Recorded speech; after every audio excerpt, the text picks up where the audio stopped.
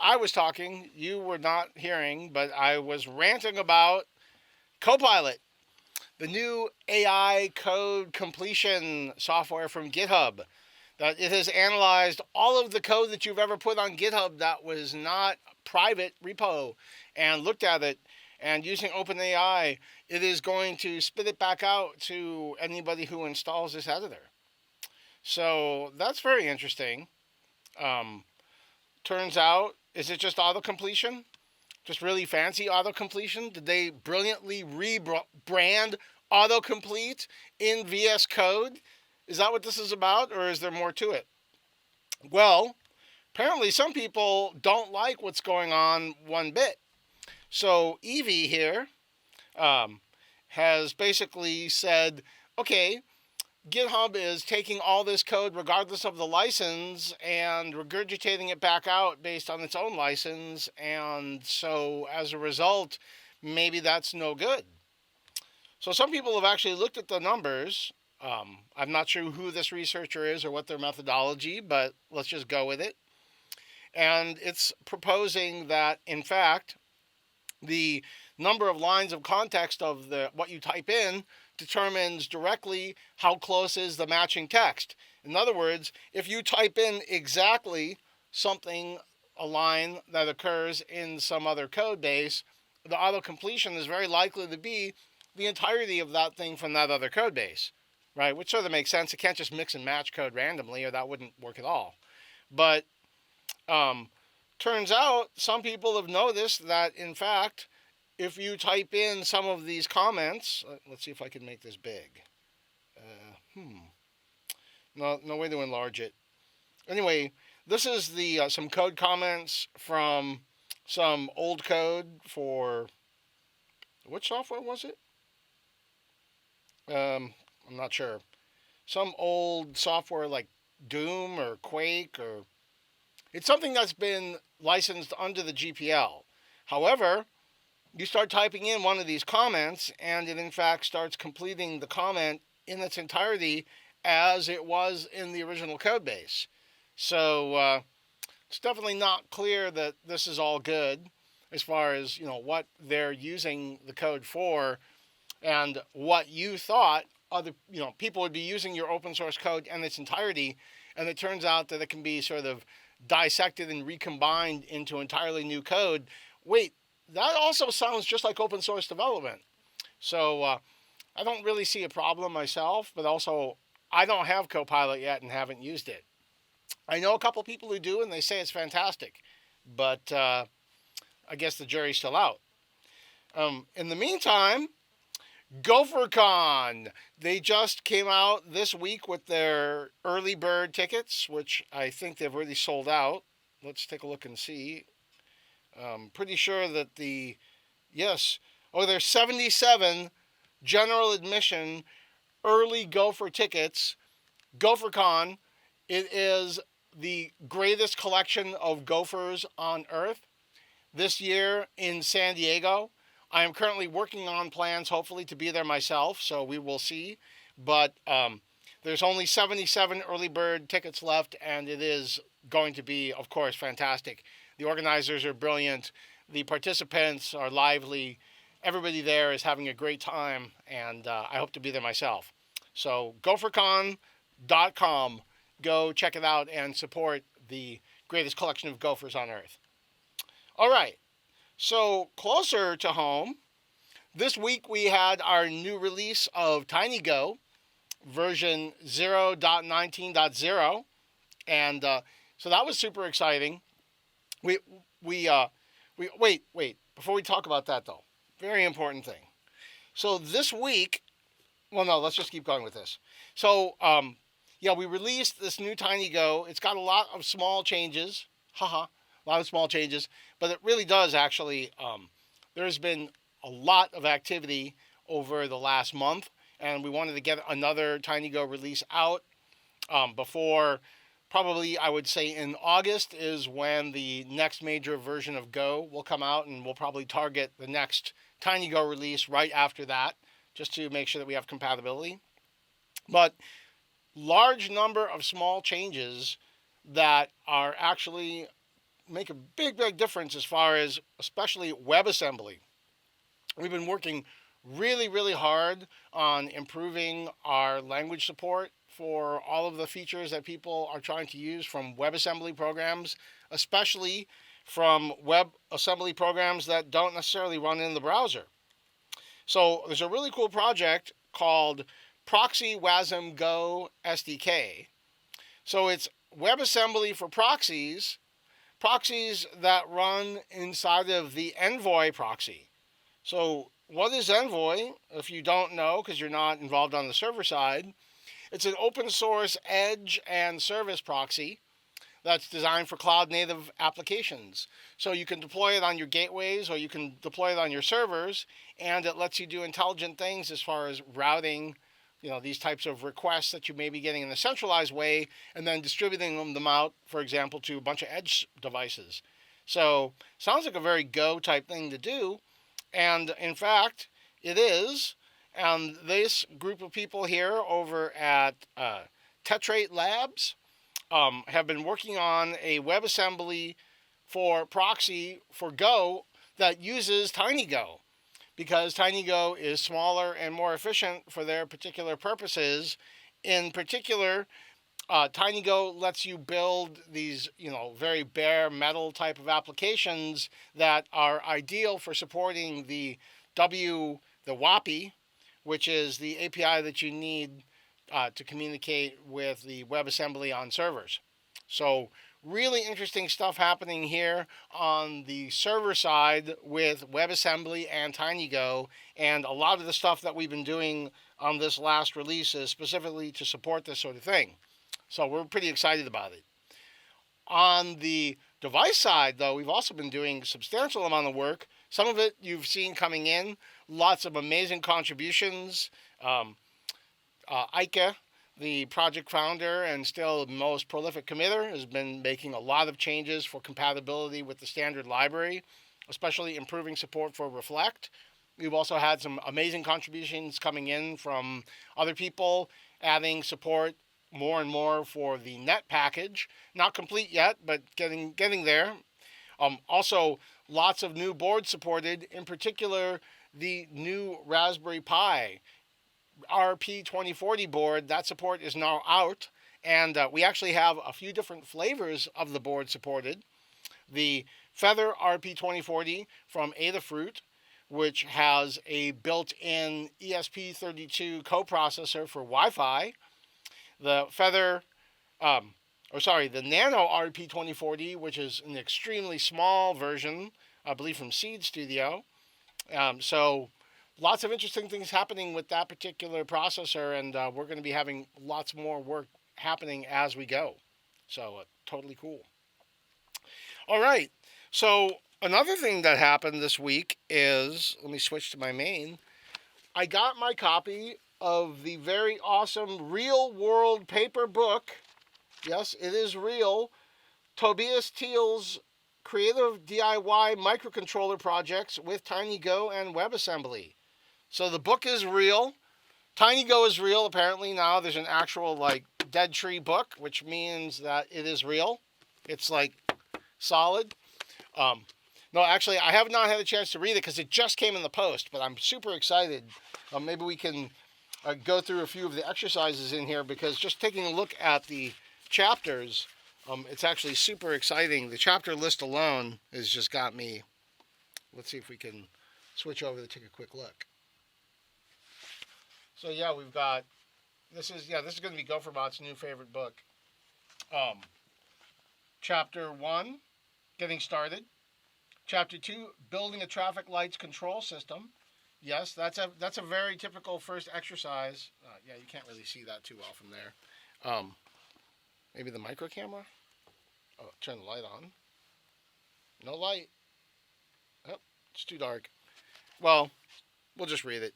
Um, so yeah, the very typical sort of exercise that people do um, is that traffic light control system. In fact, one of my sons, who's a university student, did a program exactly like that, and he had to write it in AVR assembly language. So I'm sure TinyGo would have been much easier. I'm going to show him this, and he's going to be like, "Oh, that was so easy." But it goes through a number of very cool type of hobbyist projects: safety lock, plant watering system, a touchless hand wash timer. Yes, that's very handy these days. That's for sure. Um, Building communication with displays. So using Tiny Draw and Tiny Font. And so that's very cool. Weather alerts on the TinyGo WASM dashboard. Yes, so getting into some client-side WebAssembly, MQTT. Yeah, so lots of good stuff in here. This literally looks cool. That's fantastic. And Tobias, thank you so much for writing this book. It's really awesome. And, if you want to learn a lot about TinyGo, it looks like this is a great place to get started, along with all the other wonderful resources online, of course. But super exciting. Really, really into that. All right. So, now it's finally jumping back, losing control over my camera views, apparently. All right. So, yeah. Also, on the new TinyGo release, we had naturally not just a release of the main TinyGo compiler and all of the cool pieces of software involved with that, but we also had a new release of TinyGo drivers. So several people were asking, how the whole drivers worked. So we added a page to the TinyGo website. If you go to the tinygo.org, click on documentation, we have a section for concepts that describe, the way that some of the concepts when you're using TinyGo would happen to work. And one of those is this idea of drivers and trying to show, visually as well as in code at a very kind of low, under the hood, complete level, how it is that drivers work and how, when you want to write your own, what you need to be doing. So, excuse me. So yeah, that's so we have a new release of the actual drivers repository itself, which if we look under reference, we can see our devices. And those are all of the different devices, currently 67 different devices that are now supported by the TinyGo drivers repo. So have a new release of that, 0.17.1. So the reason why it's .1 is I messed up during the release process. Yes, I messed up. Yes, even I can mess up. Anybody can mess up, by the way. An automated process is a good way to go, and we have some automated release processes for the main TinyGo repository, but hadn't added them all for the drivers repo.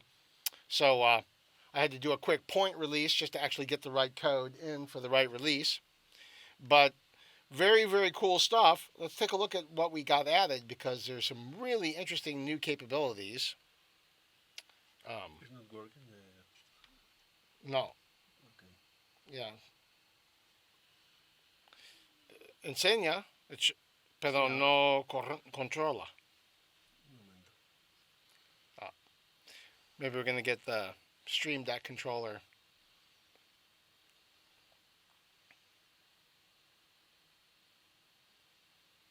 Sorry about that, but so many buttons, so little time. Right now? Ah. Oh yeah. Gracias.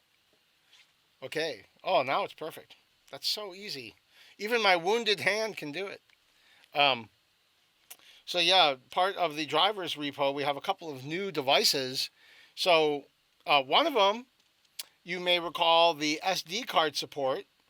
So we were working on that a couple of weeks ago with Saga 35, and they helped considerably. It took actually quite a while of a bunch of different experiments to try to determine like the one missing bit that had it not working. It's always just one bit missing. So that SD card support has now actually landed in TinyGo, which is really, really awesome because, there's a couple of different devices that we have support for where it's already working. For example, the is this one? No. Yeah, there we go. Let's see if I can focus a little bit here. So we have the DigiKey, Adafruit Pi Portal, which is a very cool device. It's got a bunch of built-in sensors and built-in display. It's got the built-in Wi-Fi. It's got no actual buttons that are conveniently located, but it does have some ports, and it's got the SD card reader. Then another board that we have support for, just added, which also has an SD card reader, is the very cool little Wio terminal from Seed Studio. So this is a very neat little device. It's got a joystick as well as a small display, and this is the very well hidden port for the SD card input. It's got pins so that you can actually access the external GPIO, I2C, and other interfaces. It also has some Grove connectors, which are the very typical Seed Studio connectors that quite a lot of our sensors that we used in the GopherCon hardware workshop used. So this is the other board that has the SD card support. So that's super cool. Thank you so much, Sago35, for working on that, because that is huge. And one of the things that got added right before was not just read, but also write ability. So keeping in mind, of course, that we don't necessarily want to write out of control if we're using flash RAM, which is the other option for reading and writing of this data. Which data? Well, it's the TinyFS data. Let's jump over to that. So in addition to releasing the new version of the TinyGo drivers, we also have updated the tinygo.org repo that, lost control. So the TinyFS repository, which is now part of the TinyGo organization, there's still a fork. So B. Gould is back. Great to have you back. Thank you for all of your amazing contributions. And the original repo is going to be retired. It already says that it's been deprecated and to go to the TinyGo.org version of the repo. So we'll see if GitHub can help us remove the original one and point to this as the master, or the main one, I should say.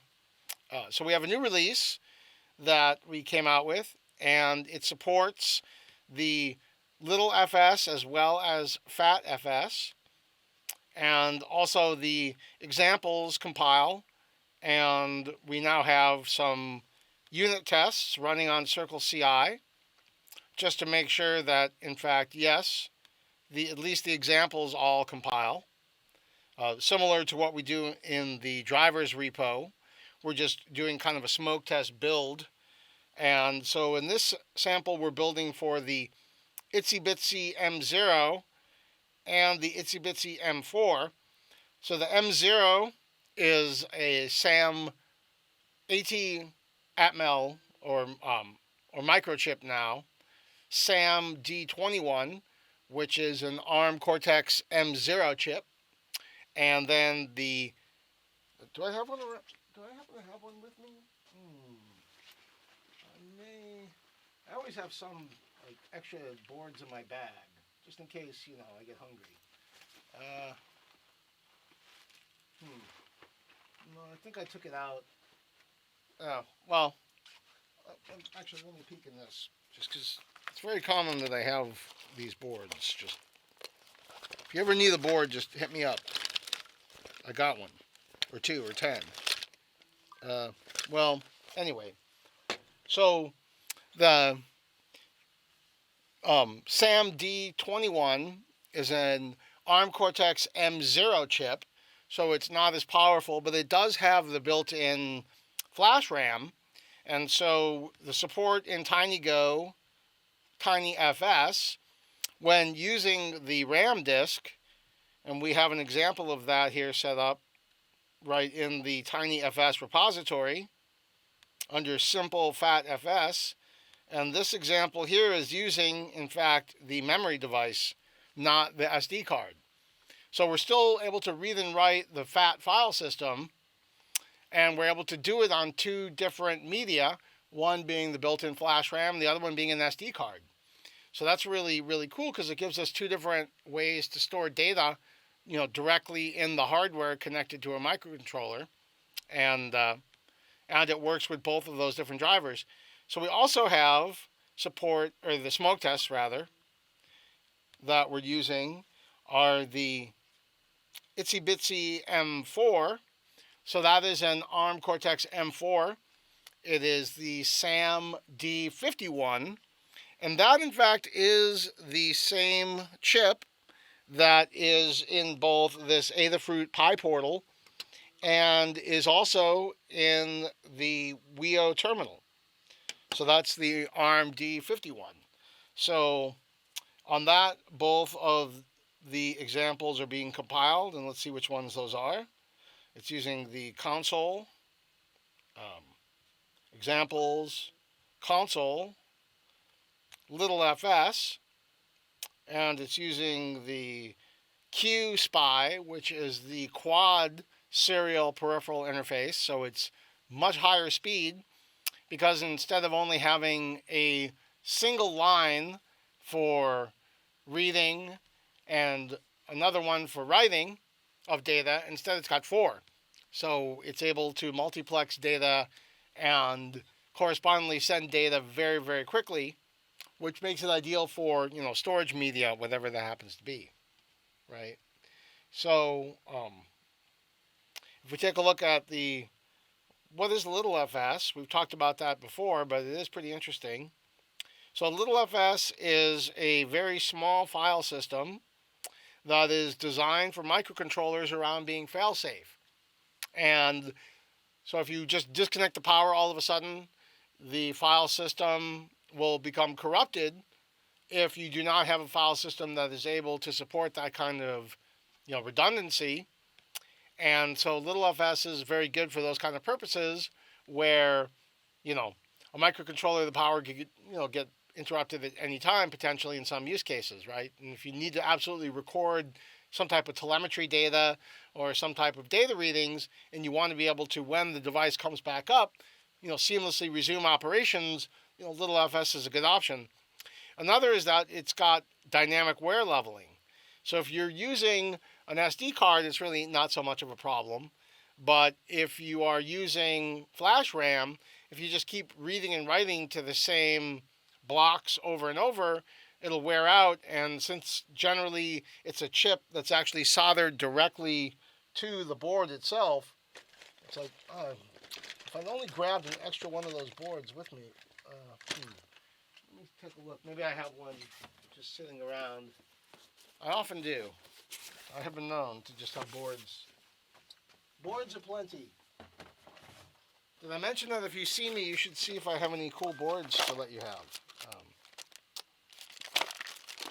Well, I don't seem to have one with a flash RAM chip that we can easily see. But anyway, so it's soldered directly to the board, so we can't just replace it like we can an SD card. So that's one reason why the dynamic wear leveling is kind of important. So we've got support for that now, and that's all been released.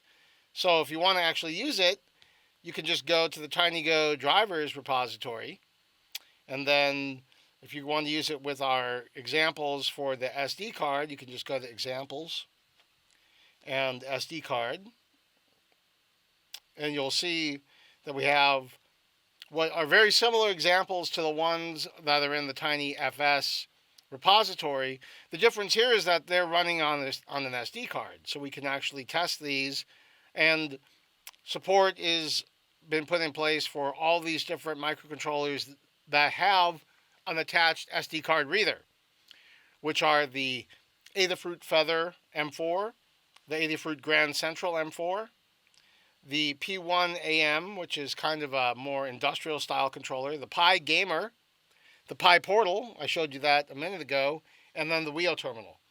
So that's actually quite a few boards. Wait, how many is that? 2, 3, 4, 5, 6 different boards that we have support for right now out of the box for SD card readers that are already built in.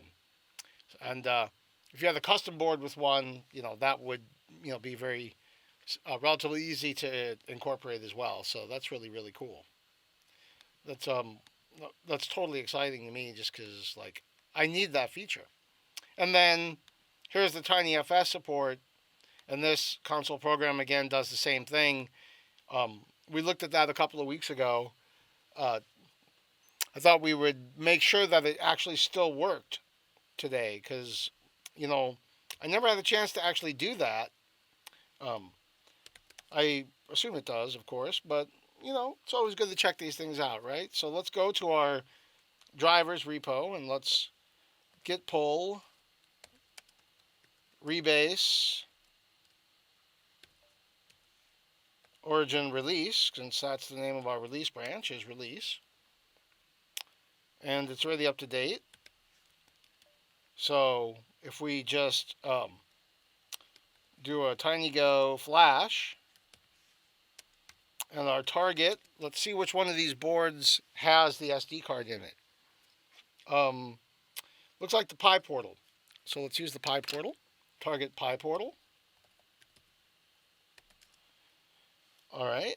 And then we're going to use the examples, SD card, TinyFS. Yeah, I think that's all we need to do is just run that. And we need to plug it in, of course, or else we can't actually flash it. So let's find the cable real quick. I have it here. I pulled it out before. Here we go. So we'll just plug in our cable so that we can overwrite the current software that's on there, whatever it happens to be. Probably the pre-release version of all of this. So we'll plug in the board. And then we will go, and hopefully it should flash.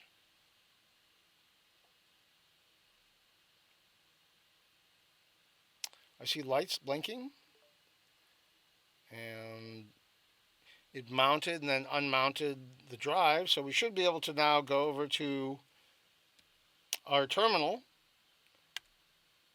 And the terminal is ready, so it's got the spy info. So help command, that's working. ls. Okay, those are the files that were on the SD card. So if we cat raspi.json, that was my pre-release version of the JSON file for the Raspberry Pi RP2040 board. And so yeah, this was actually the contents of the board in bytes. We can see over here is the bytes, and all right. Let's see if we can actually create a file. I did not test this. Let's see, create test me.txt. Oh, it looks like it worked. Yeah, I see there's a file on disk now, or on SD card, I should say. And write to file, and let's see what happens here. I have not tested this, so write, and then test me.txt.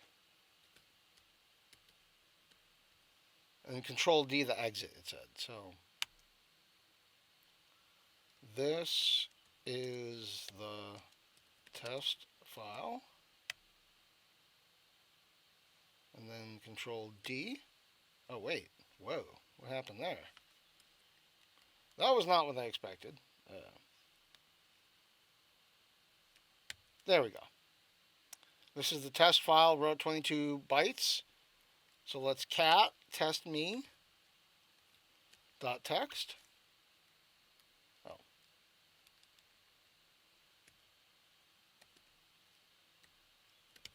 And this is the test file. Yeah, it actually seems like it persisted it.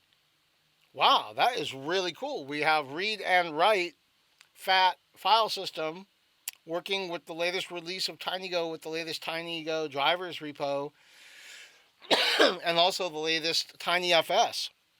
That is so awesome. Man, I mean, that is really, really cool.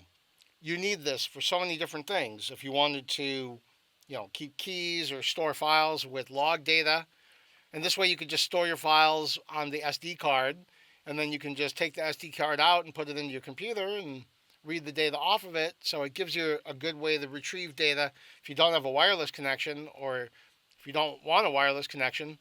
If it's too much data to move over the speed of wireless connection that you have, if you need to recover that data because the device that it was on has gone bad, but the SD card is still okay. So, wow, that is really awesome. Cool. So, yeah, that's been released. It's out in the wild. Go get it right now, my friends. Right now. It's there for you. So, there was another very cool feature that was added in this last release of the TinyGo drivers repo. Also from Sago 35. And it is the latest Wi-Fi chip, which is the RTL 8720DN. So now this is a completely different Wi-Fi and Bluetooth low energy coprocessor.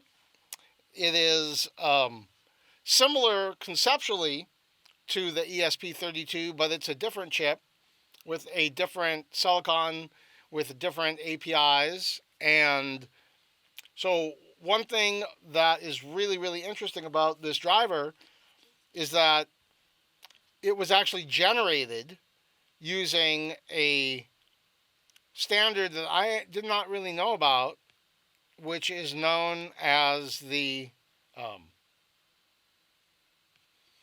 ERPC, which is Embedded RPC. So what is Embedded RPC? You might be wondering.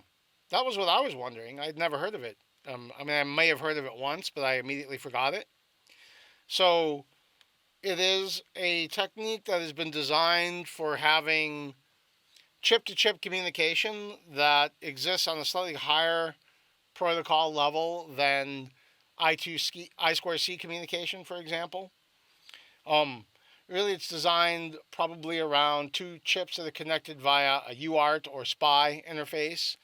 And generally, one of them is going to be something that has a pretty large API surface, like the Wi-Fi chip, for example. So this ERPC is an open standard which is being used by a few companies, mostly NXP, a few others as well, though. So, but that, I guess, is kind of the primary, most common use case, and where they have a whole ecosystem of different devices supporting it. So, Sago 35 wrote a generator. So, you may have forgotten, this is not the first awesome generator that Sago 35 has written. That one was actually Tiny Font. I was just thinking about that. So Tiny Font is our font package. It lets you take TrueType fonts and then draw them onto any of the supported TinyGo displays. And if you do not have support already in Tiny Font for the font you need, no problem, because there is Tiny Font Gen, which is a generator which will take as input a TrueType font file and outputs the generated Go package, which is that font. So, yes, Sago 35. So I guess that was just warm up for this much more intense generator. Go ERPC gen. So it would appear that this firmware that is supported by the chip that we just added, the RTL 8720DN, which I would love to be able to show you, but I don't want to open up the case for the Seed Studio. I haven't figured out exactly how to open it yet, and it looks like it doesn't necessarily want to be opened. And probably there is a way, but if I just crack it open and it breaks, then I'm going to be really mad at myself. But anyway, so I'd like to show you this chip. But anyway, this chip has a very complete API surface, and there's a lot to it, right? I mean, there's a lot to it. Turns out that the generated file with the whole RPC surface is like, no, that's not it. 37 lines. Let's see. Is that the one? Yeah. Oops. Yeah, so 9,422 lines of generated code for essentially the entire API for the communication between the host microcontroller and whatever this device is, in this case, this Wi-Fi device. So luckily we don't have to worry about all of those generated commands necessarily. Right? If we take a look at the examples, we can see that there are in fact a couple of examples that were created. And one of them is a TinyTerm based web client. So let's take a look at that. So we should be able to, now one thing I do know is that if we want to use this chip, that we're going to have to make sure it's running the latest firmware. So there's firmware you have to download onto the coprocessor. And this is really similar to what we had to do for the ESP32 that's on the Arduino Nano 33 IoT board, where we needed to update that to the latest version of the Nina firmware for the Wi-Fi Nina to work. So it's kind of the same idea here.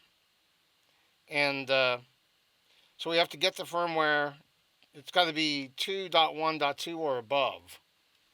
So I have not actually done this yet. So let's go and take a look, and because almost for sure we're going to have to do it. So let's take a look at the procedure here real quick. So step one is, let's see. We don't have to do the Windows version. We Mac Linux. So we need to clone the Flash tool. Okay, so let's do that. I meant to do this a couple of times, so no time like the present. So let's create a new tab, and we'll change to our development repo, and then we'll clone this AMBD Flash tool. And we probably need to change directories into it, almost for sure. Yep. And now we need to connect the Wio terminal to the computer.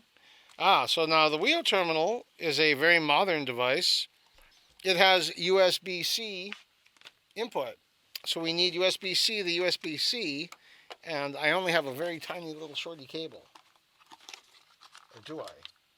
I hope I do. It may not even have that cable. Let's take a look.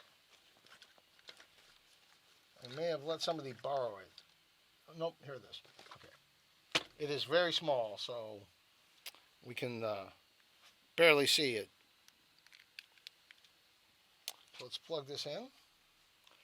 And then I guess we run this flash command by way of a Python tool. Erase the initial firmware. Hopefully this will work. What could go wrong? Woohoo! Let's do it.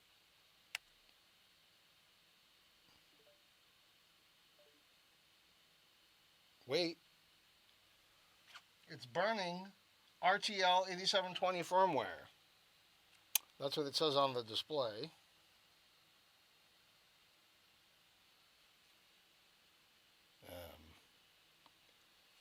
Not sure if you can actually see that.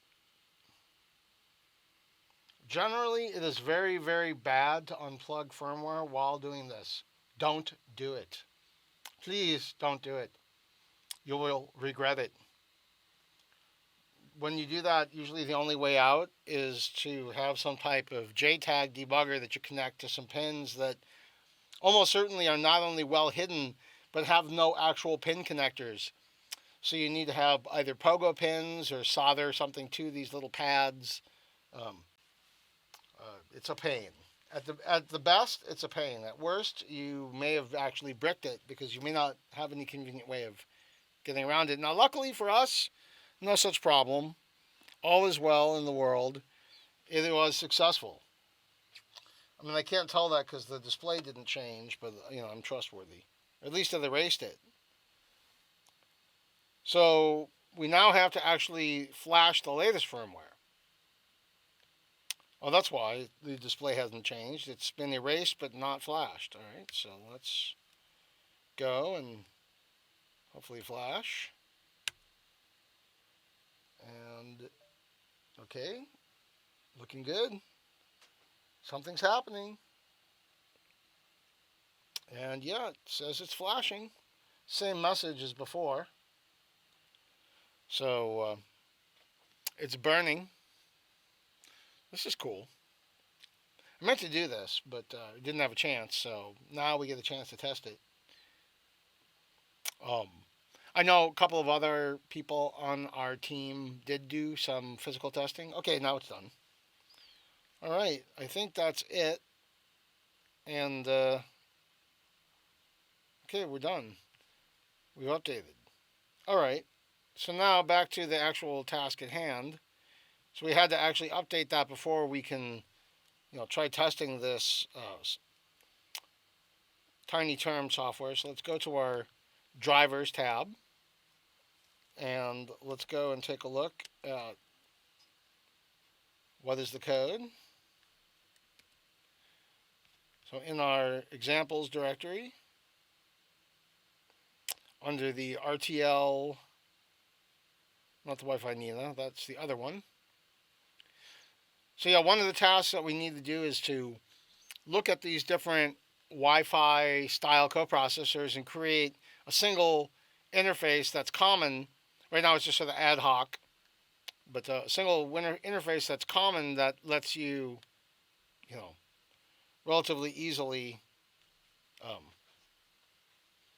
actually switch between them. Because if you write some software and it's got a bunch of functions that are very specific to a single type of Wi-Fi adapter, that's not very portable. That's not very Go-like. So we're going to create some type of unified API. Again, this is not net, right? That assumes you've already got an Ethernet connection generally of some kind via Wi-Fi or via physical Ethernet. That's what Go itself generally expects. TinyGo, since we have to run bare metal, we don't have an operating system. We don't have any way to establish this connection outside of some type of separate chip or block on the chip.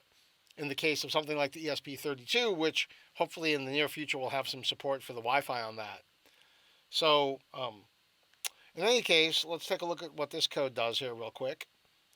So it displays black on the screen, turns on the light, creates a tiny terminal to get the information and display it on the screen, and then it calls this run function.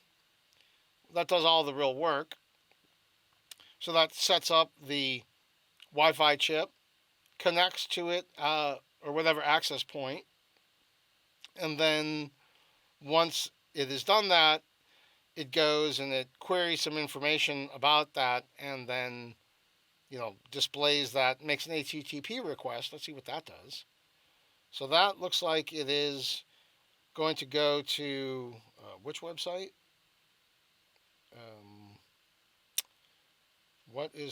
I see, whatever server you put in. in this case the tinygo.org server.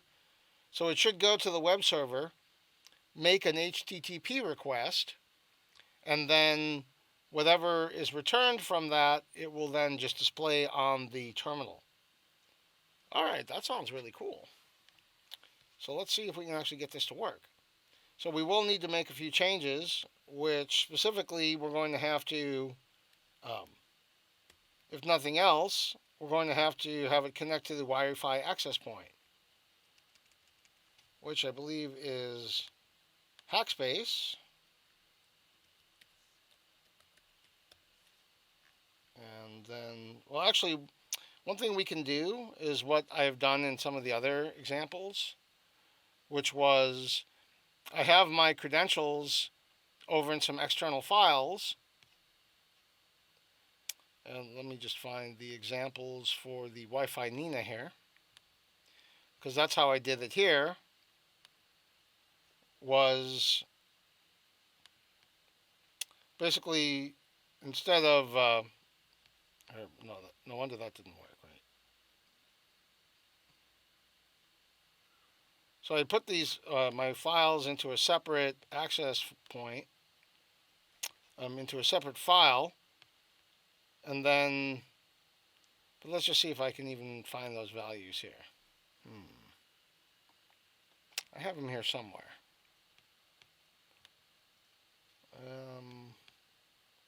Not sure what I did with them, but I'm sure they're here. Ah, yes. Okay. That's good. So yeah. Okay. Oh, okay. That should work.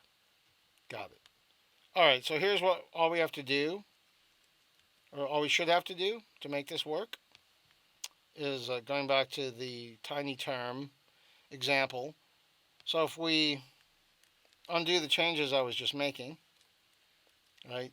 So if we create an init function, tinygo, just like regular Go, will call this init function when the package that it is inside of is first loaded. So we can copy this access2 file using my terminal. So if I copy from my desktop and we'll copy it into examples, RTL, which one is it? Web client, tiny term. Yeah, just into there.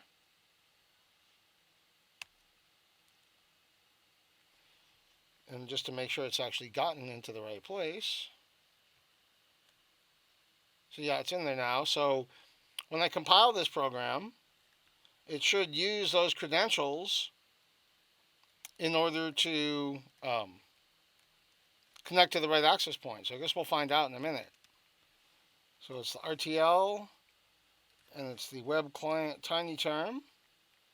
And our target is no longer the Pi portal, right? Now it's the WIO terminal, which is the awesome little device. And it's still plugged in through this other cable, so I should be able to just hit it. I guess we'll find out.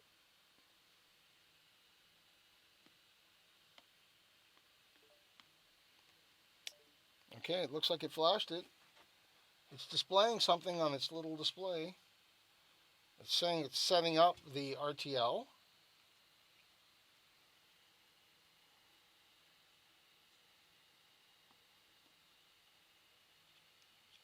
Not sure if you can actually see that. Hopefully it's working. We never do know.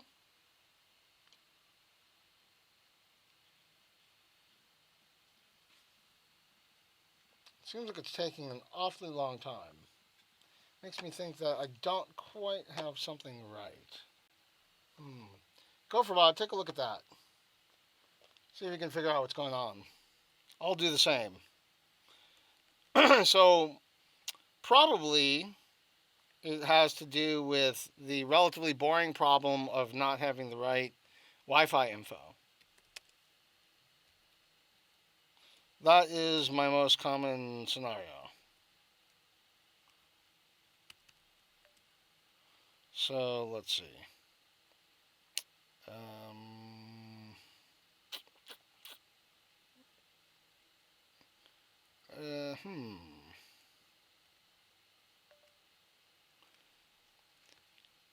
I'm almost positive that's what it is.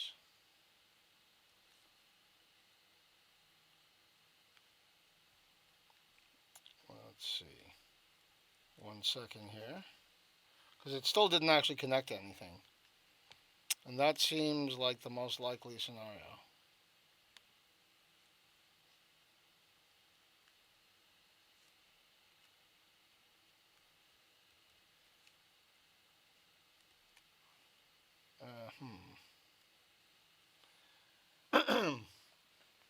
Let's see. Pretty sure I have this somewhere.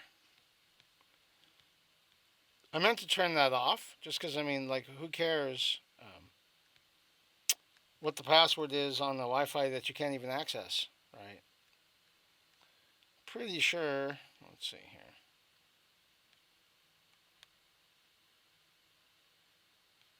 Um, Almost positive that this is what. Nope, that's not it.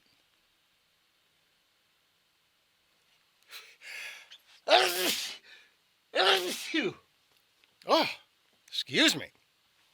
Um, let's see here. I know I have this somewhere, but what did I do with it?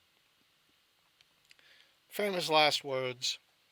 Um, let's see here. One other place to check.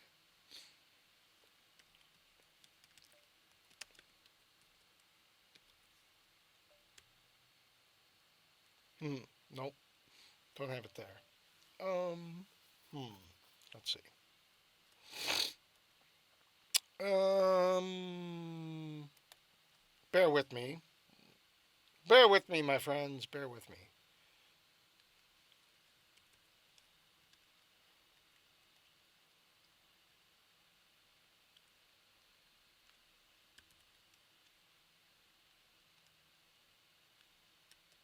Hmm. Wait. Let's try one other thing. Let's just try restarting it.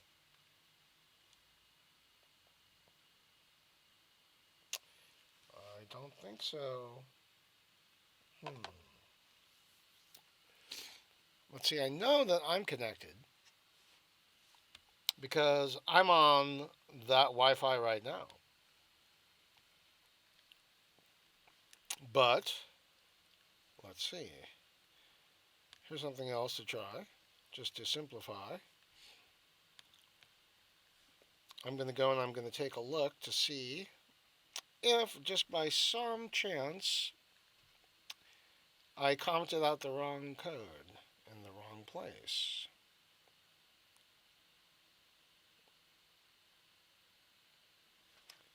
No, that should have been it.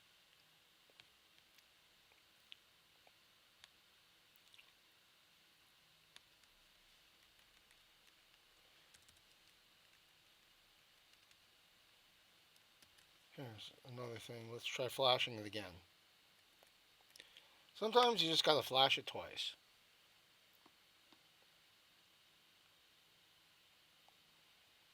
And it's flashing, and it's giving the same message. Hmm. I don't think it's. This was the exact problem we were having last time, and we are having the same difficulty. That's really annoying, isn't it?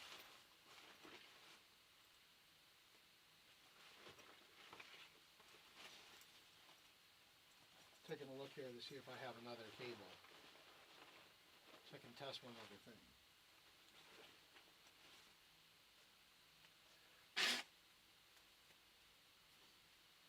Okay. So far, no. This is really annoying, isn't it? Don't you want to see this work? I know I do. Hmm.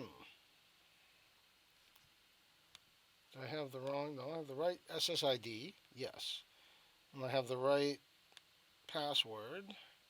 Yes. And I set debug on. Oh. No. Hmm. Well, that should have worked. I did say debug equals true, which it did display the message of setting it up, but never. Ah, okay. Hmm. That makes me think something else is wrong. Let's see. Well, here's something we can try. Oh, yes. This way you can watch my struggles and travails. So I'm pretty sure that we never actually rebuilt. Um, so let's just rebuild TinyGo. Okay. Actually, let's pull the latest. Git pull rebase origin dev. Pick up all the very latest changes. Oh, and it looks like we're already. No. Okay. So let's make that.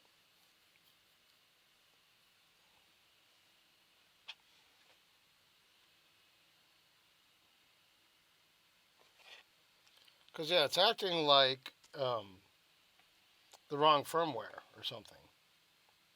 Because it's not even getting past the point of setting up the firmware. So I don't even think it's the Wi Fi access point, actually. Come to think of it. Let's go back to that tab 9, which was this AMBD flash tool, which is firmware 2.1.2. Okay, yeah. Should be good.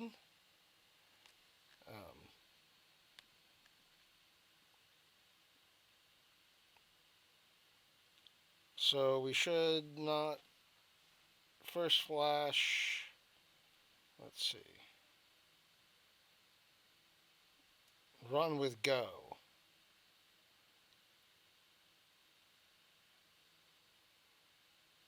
Hmm.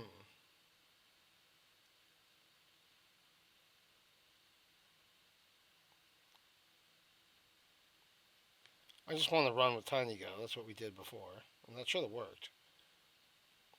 Web client. Let's just try the simpler web client. Maybe that's the problem here. So if we go back to.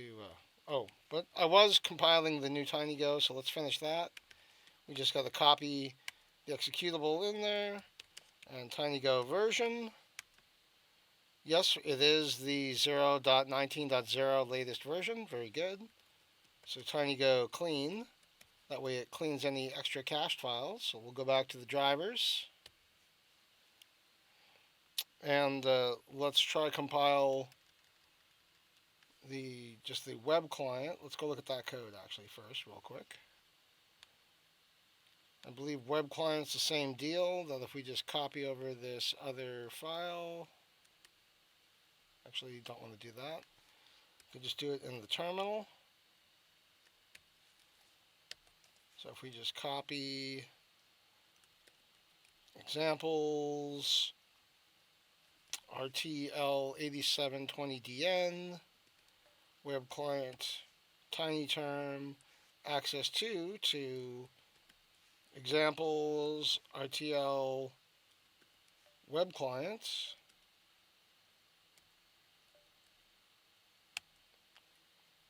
And if we just go back to the web client, it should work the same way. So if we flash that,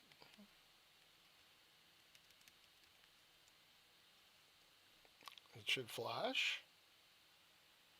And it is flashing the board. And okay. I think we have to go to the terminal here to see anything happen. Yeah. Okay. So that's interesting. I turned the Wi-Fi off, turned it on, disconnected, and then tried to connect, but it doesn't appear that it's actually connecting. It's as if it doesn't have the right firmware, which is the problem I thought we would solve by updating the firmware. 8? No. There we go. Here's the flash tool again. I guess we should try the same thing. First, we'll try to erase it again. And it is waiting, flashing.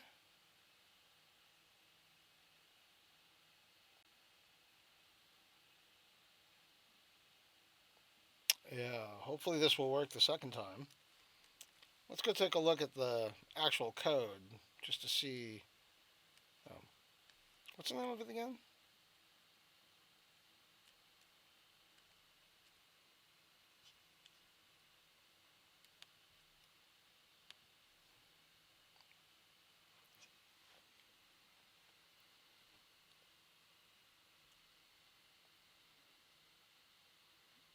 So,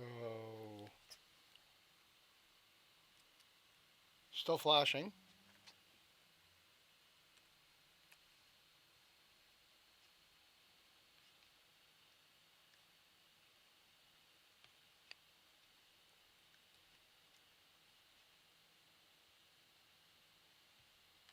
Go back to the WIO terminal getting started here and just see if there's.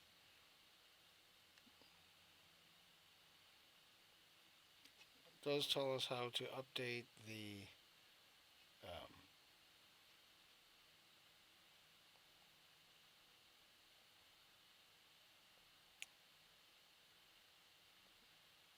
We were just here. Where was it? All right. WIO terminal network overview. Erase the firmware. We did that with the erase command.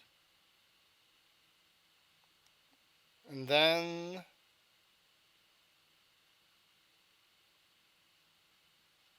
flash the latest firmware, which is what we did. Uh, hmm. It should have worked.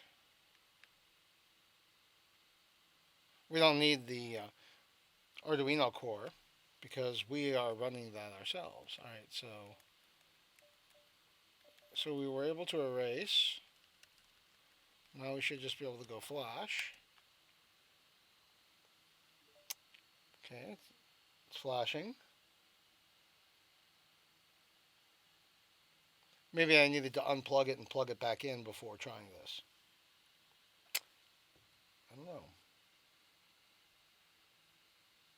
Maybe. I guess we'll find out. Let's keep going. Let's keep going. Something's happening here. I'm not sure what, but something.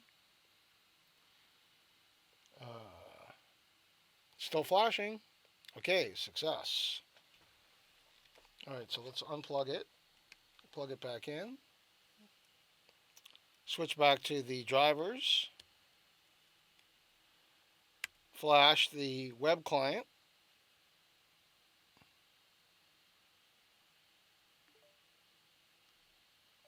Okay, it's flashed. Let's go back to our terminal and see what we see. It's doing the same thing as it was before, which it's trying to call the entry point of the Wi-Fi, but it is not succeeding. I guess this would be a good time for us to take a look at the code in this repository for the AMBD flash tool. Let's go take a look at that and see what does it do. Because that's definitely not doing anything.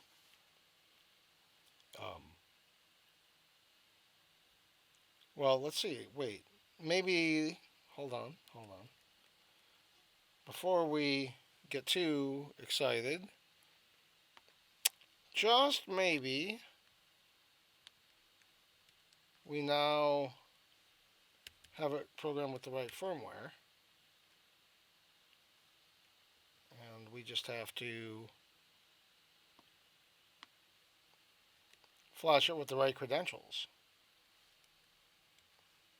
So let's go back to the drivers. Try to flash it again.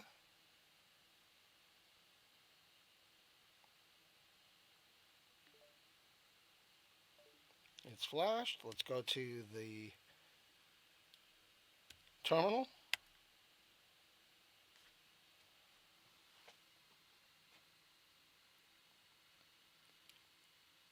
See what's happening, if anything.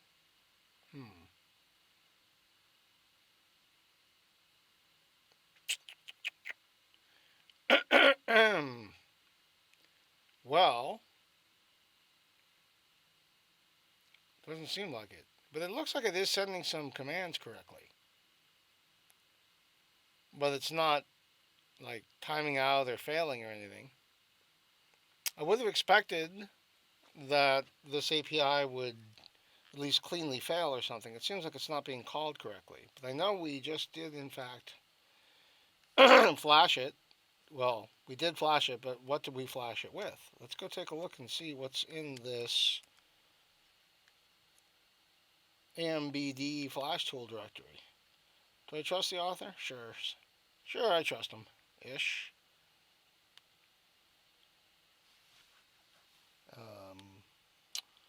So let's see.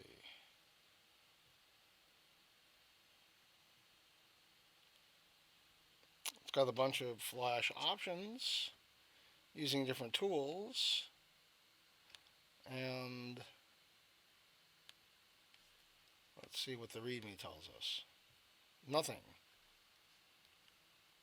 Amazing. Almost nothing.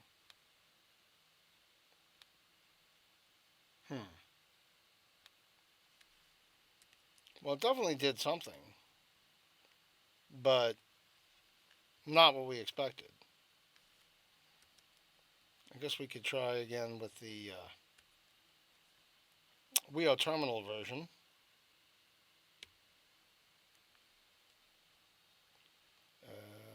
Drivers.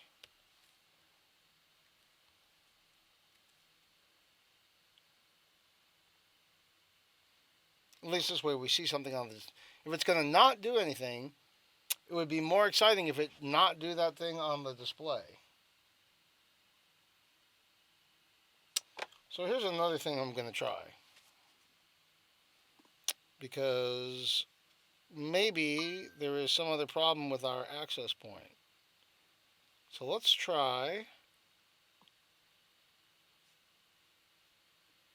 making my own access point.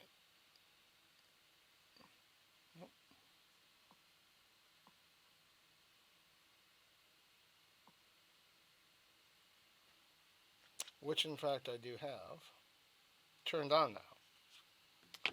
So let's go and just as an experiment,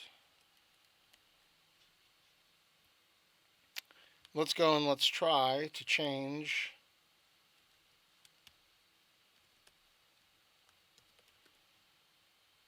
to the info that I usually use when connecting to my phone.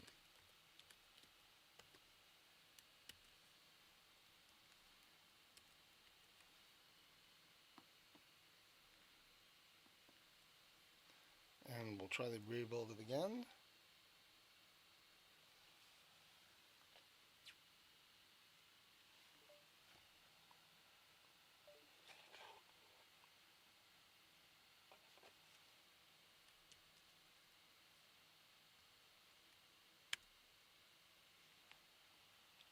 Oh, something else happened. Connect to AP. Well, that's interesting. It did get further. But doesn't seem like it's actually doing anything yet. But let's give it a little time. Maybe it's just impatient.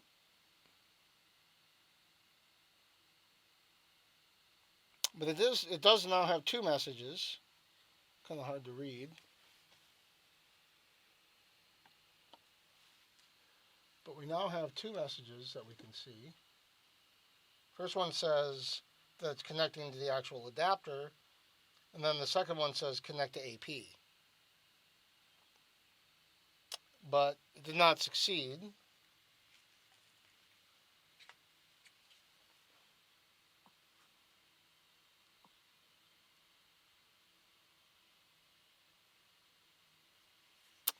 So, okay.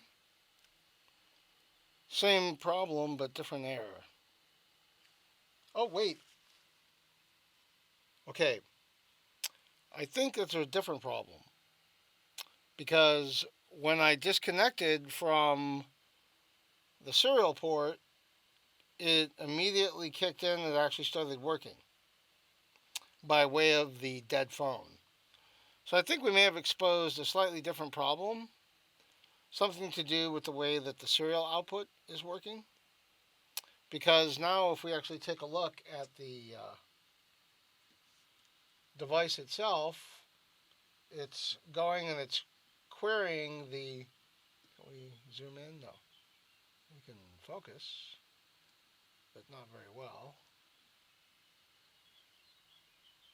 I don't have enough cable length to... Well, actually, this might work. Let's see. Yeah, that'll totally work.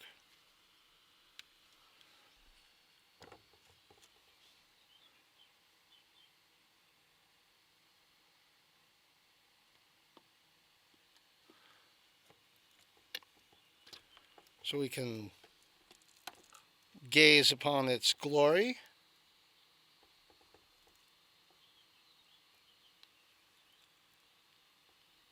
Try to focus it a little bit.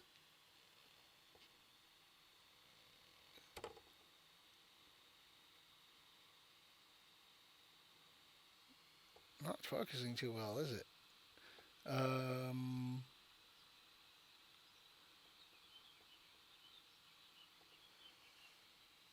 Close enough. All right, so when I connected via the serial port, it then proceeds on to display connect to AP, and then when I disconnect from the serial port, it seems like it frees up to actually go and do the things it's supposed to be doing, which is, if we got a little bit closer, and we could actually focus at the same time,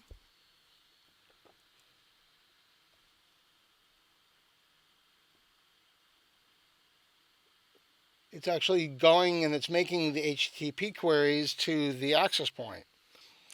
So I think that the Wi-Fi is working correctly on this chip, but in fact there's a different problem, something to do with the serial port. So, or the USB CDC. Or maybe it's just some logical problem in the way the code is implemented. But in any case, something's not quite right, but it's not, I don't think, with the driver itself, because that we can see is actually communicating as we expected it. So this would be a good time to go and change back to the original access point credentials to see if maybe it's now, if that wasn't in fact the problem in the first place, but it was this other thing.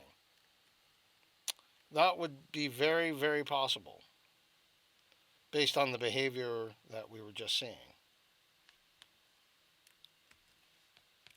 So let's just go back to the terminal.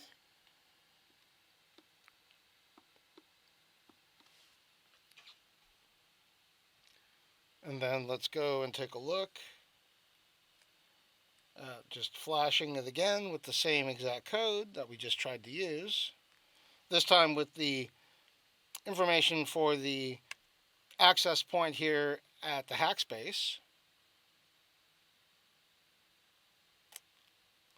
That way we can just sort of establish that, in fact, it is something to do with the interaction between the program, the way it's using the serial port and the Wi-Fi.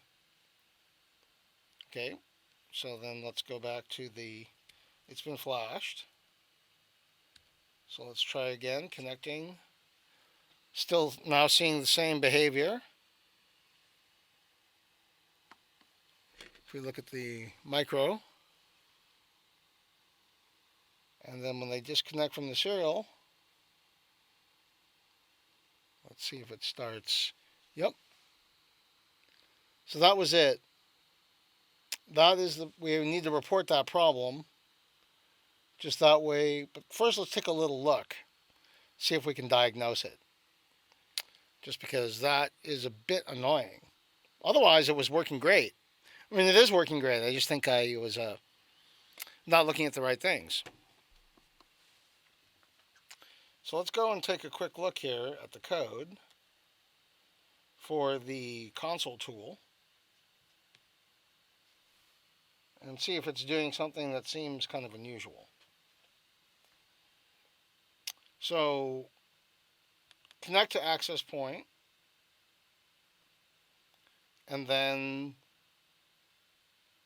this is actually where it displays this message, and then it's when it's trying to set up this that it locks up. So let's go take a look and see what that function does.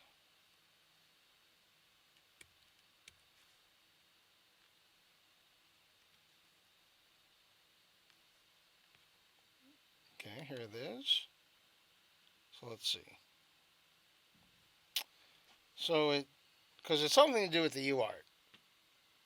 Because when the UART gets disconnected, and so, well, maybe it is. Let's keep digging. Let's keep digging.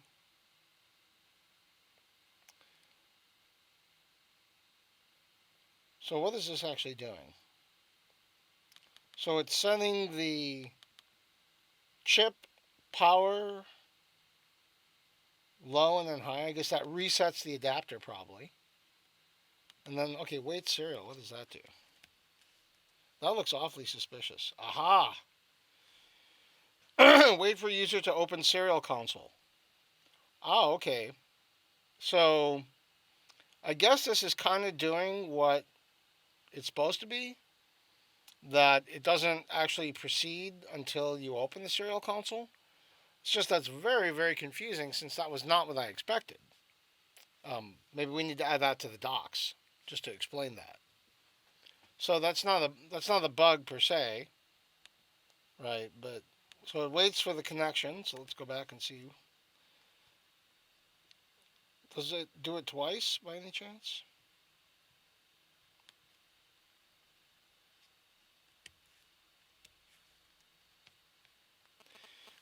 Just in case it calls it twice. Just because it waits for us to connect, and then I see. So let's go back to the original logic of this, just to make sure we understand what it's supposed to be doing or not doing. So it tries to connect to the Wi-Fi adapter, and it won't proceed until you connect via serial. So once you connect, it continues in this function, but it doesn't go on until you disconnect. So that's the part. It does say connect to AP, but it doesn't proceed. I believe that was what was happening. Let's confirm that just to be sure. So I'm gonna unplug and plug back in. It displays the first message. So then only when we connect via Wi-Fi does it display the second message. Connect to AP, which is this message right here. And presumably it actually calls it. But it doesn't return from this call until we disconnect from it on the serial port. And only when we disconnect does it then return. It says connected, and it proceeds on with all the rest of the calls. So, what does this actually do? This connect to AP, because it seems like it's blocking when it shouldn't be. So I guess let's go take a look at the implementation, just so we know what's happening here. And that would be RTL 8720DN. And actually, we can just look for connect to AP, the function, and it's in the, here it is. So let's see. So it's doing the Wi-Fi off and on, a disconnect, and then trying to connect. And that was where we saw it sitting before. Until it fails. This logic's a little weird. Let's try to parse it though. Number of tries is 5. So it's going to retry 5 times. It's going to try to call this Wi-Fi connect. And we know that was happening because we saw it in the log. I wonder if it's something to do with the debug. And if we turned off debug, that maybe it would work. I have a feeling that is possibly the case. So let's see here. So going back and just taking a quick look, because I think that debug was turned on for this sample. So yeah, so let's go debug false.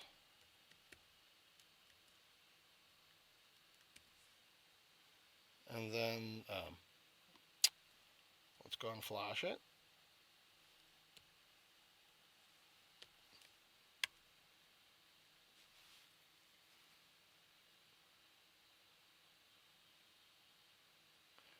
Okay, it's flashing. And let's see. It says connect to AP. We know that's the case, that we do have to connect to the serial. Oh, wait. We didn't. It's actually just working. I never connected to the serial. Okay. So, yes, it is to do with that debug. And so I guess the debug has got a bug in it? Oh, yeah. Not the first time that ever happened. Because this is actually working really well now. If we take a look at the micro view.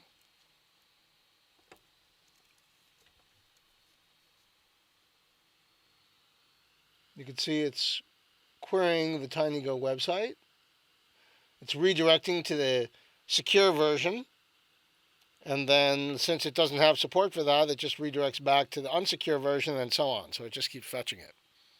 That is really awesome.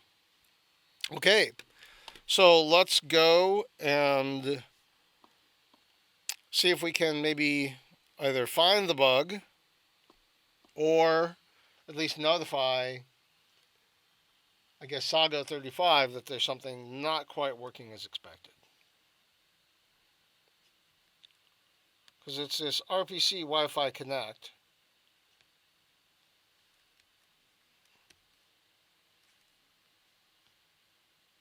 And this is that function. And so let's see what it's doing here. So if debug is set on, it displays that message. We saw that. What else about debug?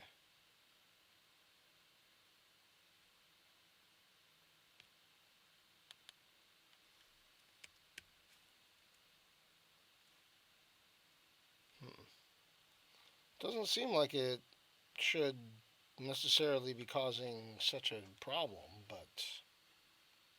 but it is. Well, I mean, this is one thing that we could probably make this program a lot smaller by not using FUMPT print line. But yeah, I mean that's minor in the grand scheme.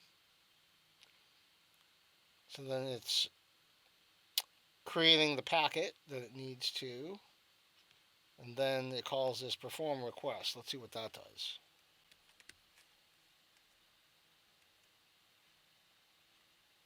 I guess we should say perform request.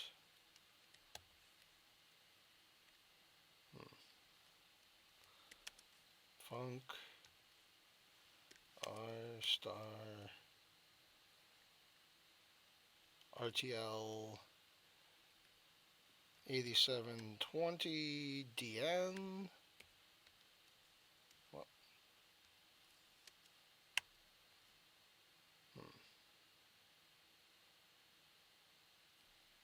no, that's not working. Well, let's see here. There's just so many uses. I mean, perform request is used all over. Let's see if maybe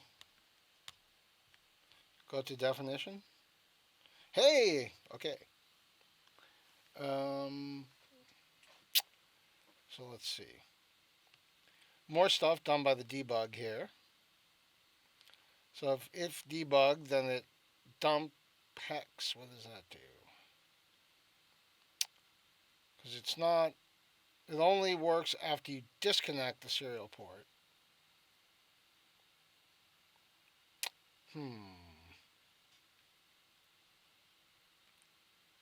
I'm not sure, but I'm running out of time today, and I think I will just report this, possibly, to our erstwhile maintainer of this particular code. And this way, so let's see. Oh, also it'd be good to these things that were released. This has been released in 0.17.1. Maybe we could spell that correctly. And of course, thank you. One should always thank contributors. And anybody who reports a bug is a contributor. There might be a few more of those, but let's, no, that's it. Okay, so it's a new issue, and it's with the RTL, what's the name of the board? Or chip?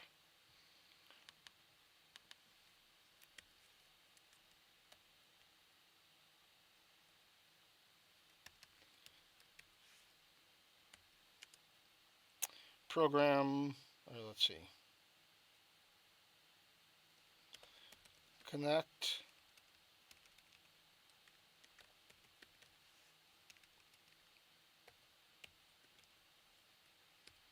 to AP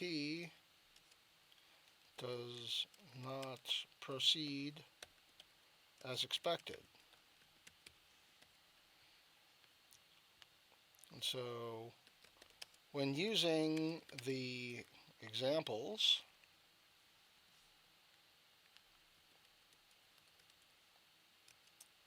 for the RTL 8720DN, the program does not proceed with the connect to AP until the user disconnects the UART, or the, I guess the serial connection, better said.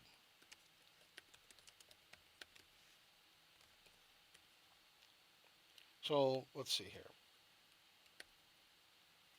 Does not call connect to AP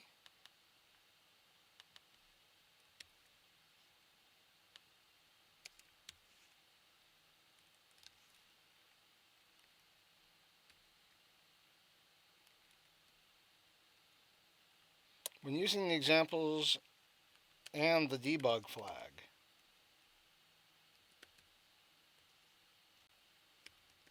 Debug equals true, because it worked fine when we had that set to false. Does not call connect to AP until the serial port connects to the board, and then does not proceed with the connect to AP call.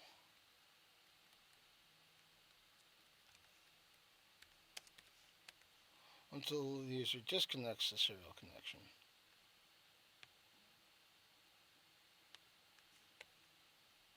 Serial port from the computer. Oh.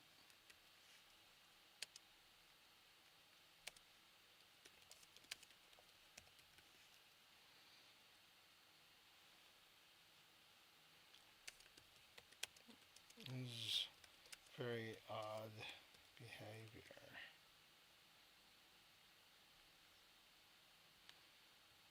Okay. Whoop. I should say does not call connect AP until the serial port from the computer connects to the board, and then does not proceed until the user disconnects the serial connection. All right. Now I got it right. Got to state this correctly because otherwise it's like super confusing. I mean, I could barely write it. All right, this is much better now. I feel better about this. So let's label bug and cool. All right, we done it. We entered in the information about that issue. Whew, man, that was a lot of work, but surprisingly, but of course it was user error on my part, right? First, I thought the firmware didn't flash correctly. So I flashed it like 2-3 times. Nope, firmware was fine.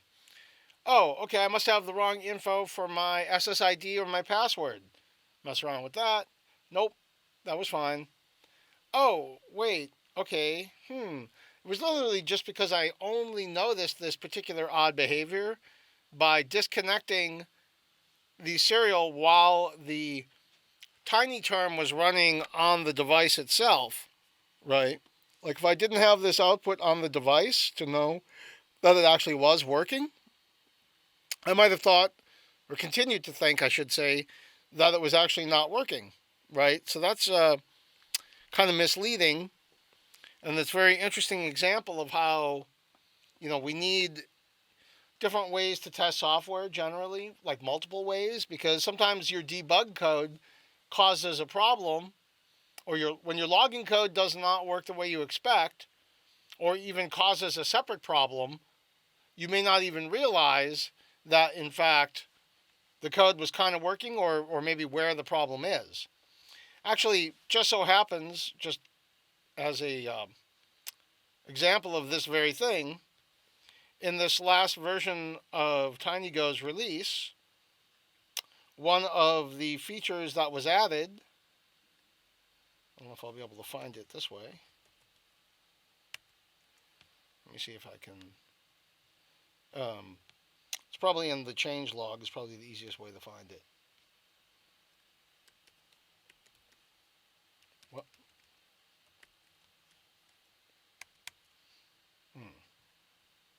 Maybe that was in the previous release. I thought it was in this release. Anyway, a recent release, one of the features that was added was that when a panic would occur, that it would not disable all the interrupts on the board because that was causing the panics to not being displayed on the serial ports. And of course, they would just stop and you wouldn't know why it was going wrong unless you have a debug device like a JTAG connector or something like that. So, you need multiple ways to debug, and you need to be very careful to check your debug code. Okay, so on a totally unrelated note, it looks like we have some very annoying spam people on our feed. How do I get rid of these folks?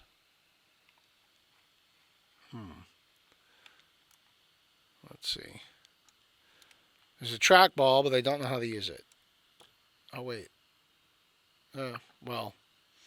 Anyway, I hate spammers. We'll reject them all later. Cool. All right. So let's see if there's any other things that we need to take care of today, like work-wise. So one thing that I think we should do now that this release is actually released is it's time to update the TinyGo version to 0.20.0 dev. And luckily, this Same amazing human being, Sago35, has already got the commit ready to go. Man, talk about with it. Wow. I'm very impressive, I have to say. Very, very impressive. Yes, right click and block. I know. I will do that if I could just get this. This computer has a trackball, and for some reason I cannot get the trackball to appear on the screen where the actual device is.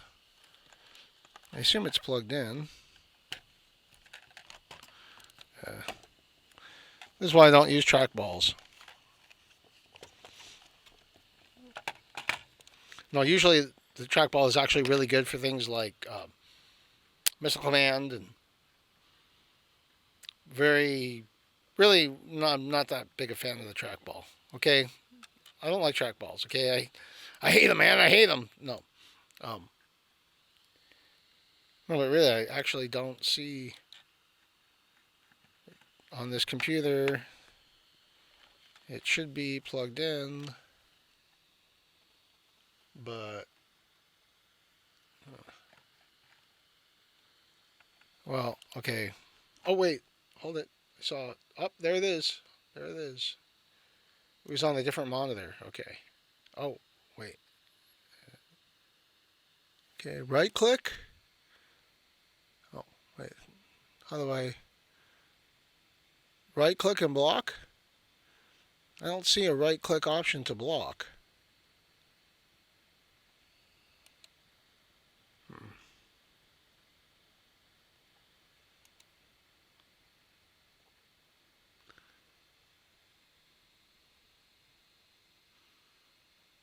Hmm.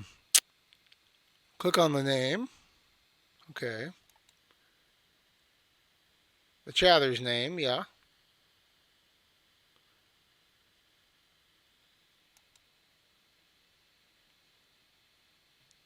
And then how do I block? Is it this X? No. It would help if this. Ah, there we go. Ban. All right. Goodbye. Here's another one to ban. Oh, this is getting fun.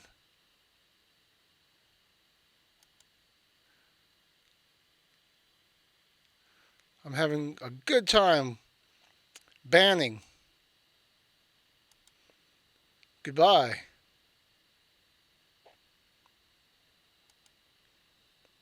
Thanks, Soy Pete. You don't know how happy this is making me. All right. Good. Yeah. Goodbye, spammers. All right. Thank you. Thank you very much. I appreciate that. You've taught me how to use Twitch a little bit better today than I did yesterday, which, I will consider that personal self improvement. Cool. All right. So we were going to merge the new update for the next development version, which will be 0.20.dev. So not too much to go wrong there. And we have all of our checks that are passing, so looks good. Time to merge. And of course, thank you. Never forget to say thank you and please. It just seems like good advice that my mom gave me, and I was paying attention to like two things she ever said, and that was one of them apparently. The other one is time for dinner. Probably. Well, actually, if you know my mom, you know she probably never said that. But anyway, so cool. Let's see if there's any other pull requests that we need to do anything about. Actually, there are a few that are quite interesting, but I'm not ready to merge them yet. Um, so one of them is from, hey, Swipe Hat, it's you. Um, with this Mac implementation, oh yeah, we need this.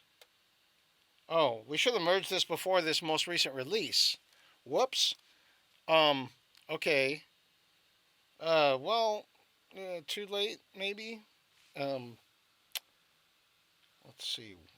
Where do we have anywhere where we can test this? Well, someone's testing it because it looks like Federico needs this. Looks good. Okay. Well, if it looks good to the two of you, it looks good to me as well. Good to me too.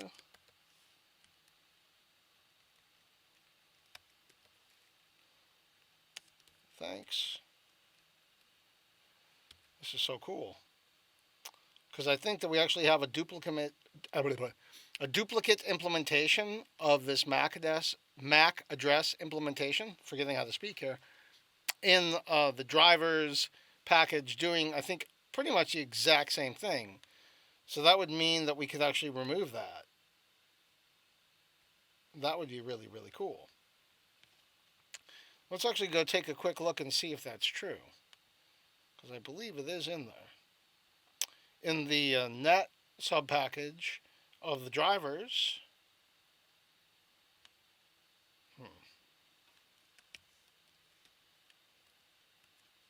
Maybe that's not here. Let's take a look and see. I think it's in here somewhere, though.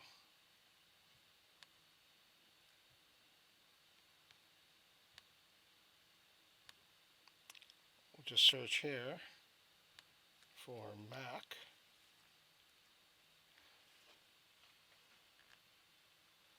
Yeah, here it is. Ah, that's a little different, though, because that's actually the MAC address that's coming from the Wi-Fi Nina chip itself. So, not exactly the same. Let's see. Yeah, because I think the MAC address that comes back from the Wi-Fi Nina adapter is just a string. It's not like an actual MAC address. So yeah, there's no overlap in that functionality.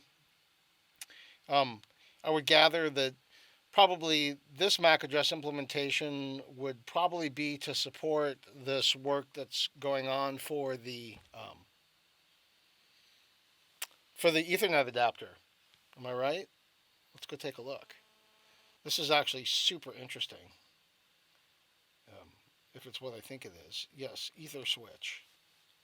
So this looks super neat. Basically, there's a bunch of boards. Well, I should say chips. Mostly like STM32s that are like a little bit, more serious. And they have support for physical Ethernet connections if you have the right wiring, right? So, I have a couple of boards like this myself. I just have never had the chance to be able to use them with TinyGo because I did not have anything like this, which would be, basically a low-level stack, which would let me plug in, some actual higher level, IP type protocol, which when you're usually using Go, right, this is just happening for you. Like you pay no attention, it just works, everything's good, it's the operating system. But with no operating system, we have to do all this work ourselves. Kind of like what I was talking about earlier with the file system. So in this case, it would be, all right, I would like to have this microcontroller that is probably plugged into something that's, relatively important if it has an actual physical Ethernet connection, some type of industrial controller. Maybe it's getting power over Ethernet. That way it doesn't have to have a separate power connection. It can just get networking and power from the single set of cables. So, again, for any type of like industrial or commercial type of application, or you just don't want to run a lot of extra cables, home networking or home automation. So lots of people have Ethernet cables that they've run through their house. If you've done any kind of remodeling job, you've probably put in Ethernet cables. You've got power over Ethernet potentially. So this is actually a super, super cool TinyGo project, and I'm really looking forward to hopefully helping out. I have to drag one of those boards out and see if I can get anything to see if at least I can test. But okay, cool. We got that pull request merged, and I think that pretty much covers all of the open PRs that don't require at least a little bit more attention being paid. Yeah, here's an example of that exact driver. for an Ethernet board, probably using that same package, or maybe that package came from that. I think that package came from that, actually. Anyway, so yeah, got a lot of stuff done on TinyGo. Got the chance to review a bunch of the things that are in this new release. We got to check out my main man Tobias Thiel's new book, which I'm going to start digging into. Maybe next week we will go through a chapter and see if we can try out, the stuff that's actually in there. And also some of the stuff that's upcoming. OpenCV has got a new release that's just about to come out, which means we need to have a new GoCV release in order to support the, not even necessarily new features, but at least just work with the latest version. So we're going to have to work on that. And a couple of other cool things that are coming up. So I think that's about it for this week. GopherBot and I will wish you an excellent weekend. And if you're in the USA, have a great 4th of July. If you're in the rest of the world, have a great weekend. You're probably starting summer vacation if you're here in Europe. But we're still going to be on doing some more shows this summer, so don't go away. We're going to have some more fun coming up for you. So on that note, farewell, arrivederci, sayonara, adios, and live long and prosper. Farewell. Computer Liste, everybody does get flat. Computer Liste, computer everybody does get flat. Computer Liste, computer Liste, everybody does get flat. Computer Liste, computer